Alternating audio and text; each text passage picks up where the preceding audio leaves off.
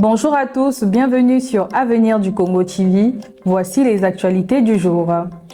Aujourd'hui, 28 février 2026, la campagne officielle pour l'élection présidentielle de mars est lancée sur toute l'étendue du territoire national.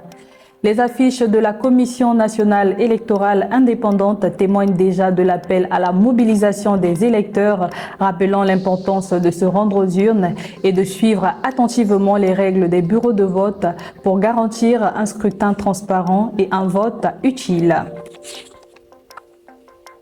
Le président de la République, son Excellence Denis Sassou Nguesso, a procédé le 27 février 2026 à Brazzaville au lancement officiel des travaux de réhabilitation et de modernisation du chemin de fer Congo-Océan CFCO. Ce projet structurant ambitionne de redynamiser cette ligne ferroviaire stratégique reliant Brazzaville à Pointe-Noire dans le cadre de la modernisation du réseau de transport national. Dans le cadre du renforcement des relations bilatérales, le chef de l'État, Denis Sassou Nguesso, a accordé le 26 février à Brazzaville une audience au ministre des Ressources hydrauliques et de l'électricité de la République démocratique du Congo, Aimé Molende Sakombi. Les discussions ont porté essentiellement sur les perspectives de coopération entre les deux pays dans le secteur de l'énergie.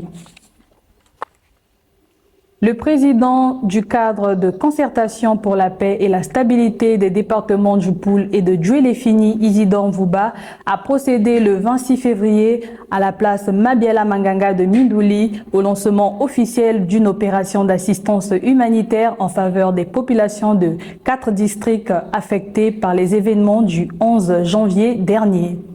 Cette initiative vise à soulager les personnes vulnérables et à renforcer la solidarité nationale dans les zones éprouvées. Le conseiller administratif et juridique de la ministre des Affaires sociales et de l'Action humanitaire, Claude Emar Chichi-Lévis, a présidé le 27 février à Brazzaville la cérémonie de remise des attestations et des kits de formation à 160 formateurs recrutés par le projet de protection sociale et d'inclusion productive des jeunes. Ces derniers auront pour mission d'encadrer et d'accompagner les jeunes vulnérables en situation de désœuvrement. À l'international, le souverain pontife Pape Léon XIV effectuera une visite officielle en Algérie le 13 avril, ouvrant ainsi sa tournée africaine. Ce choix d'un pays à majorité musulmane suscite des interrogations et met en lumière la volonté du Saint-Siège de promouvoir le dialogue interreligieux et la coexistence pacifique sur le continent. Jeudi 26 février, la République démocratique du Congo reste au centre des débats en raison de sa double crise, sécuritaire à l'Est et institutionnelle. Le président Félix Antoine Tshisekedi Tshilombo souligne que la sortie de crise doit être conduite par les institutions. L'opposition menée par Martin Fayoulou et sa coalition Lamouka plaide pour un dialogue véritable, inclusif, afin de traiter les causes profondes des tensions. À présent, intéressons-nous à l'actualité sportive. Établi ce vendredi 27 février à midi, le tirage au sort des huitièmes de finale de la Ligue des Champions s'annonce particulièrement relevé pour plusieurs équipes. Les Parisiens retrouveront Chelsea FC tandis que le Real Madrid de Kylian Mbappé défiera Manchester City. Ce tirage promet des confrontations serrées et des matchs très attendus par les supporters européens avec des enjeux majeurs pour la qualification en quart de finale. Parlons à présent culture, il s'est tenu ce vendredi 27 février 2026 à Brazzaville la présentation et dédicace du livre Makwabale, tome 1, J'ai entendu des voix. C'est un livre de Ogiral Ahmed Ebombe Simba qui raconte le destin et l'influence des décisions humaines. Suivez ce reportage de Grace Guénol et Londa Osema.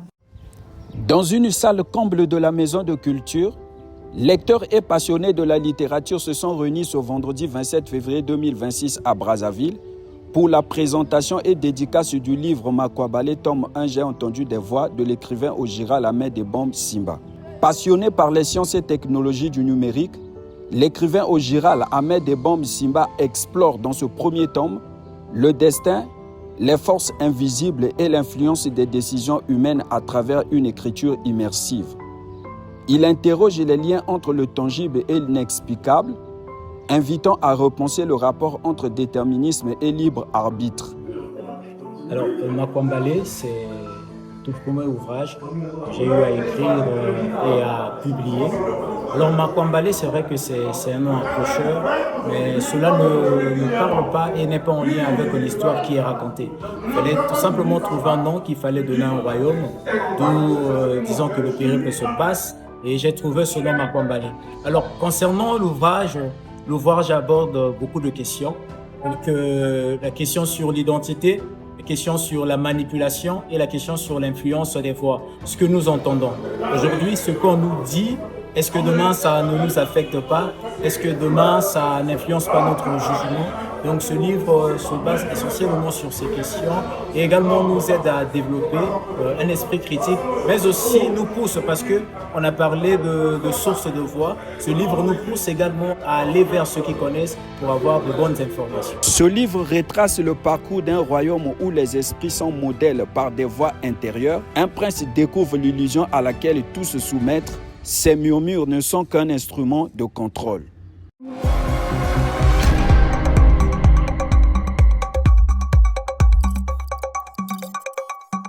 Et pour terminer, mesdames et messieurs, cap sur la culture, l'inventeur congolais Alain Brice Nyama a été honoré par une lettre officielle de la Maison-Blanche signée par le président américain Donald Trump pour ses recherches scientifiques et technologiques.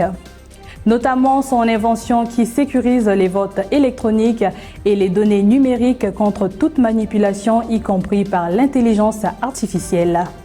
Juriste de formation installé aux États-Unis depuis une vingtaine d'années, il est aussi l'inventeur du pétrole à base de café et du drone à 4 hélices. Merci d'avoir choisi Avenir du Congo TV pour vous informer. On se retrouve dans une prochaine édition. Portez-vous bien, à très bientôt.